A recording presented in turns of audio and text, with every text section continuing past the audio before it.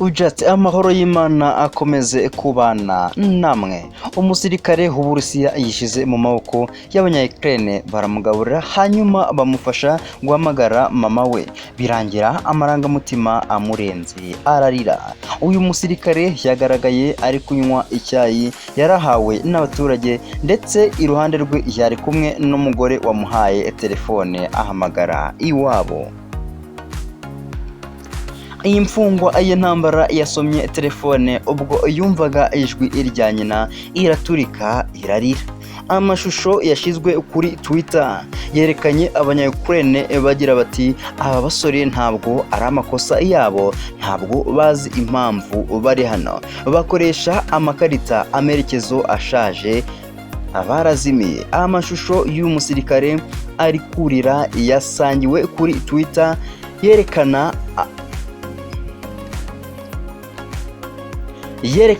abanya-Ukraine bamuha ibyo kurya nyuma yo kumanika amaboko.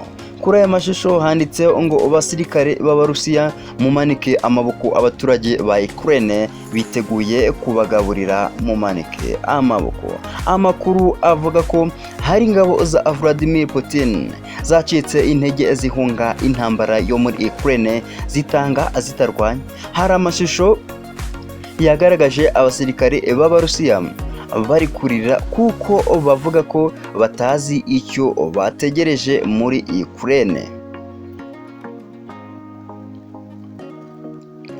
Iby'intambara rero yo muri Ukraine akaba ari agaterera nzamba, dore ko byanze kurangira, yewe hivanzemo imiryango y'amahanga, hivangamo ibindi ibihugu, hiyambazwa ingufu za gisirikare, ariko Ukraine yanze kuva akuzima, ariko na Russia yabigenje ikanga kuva akuzima.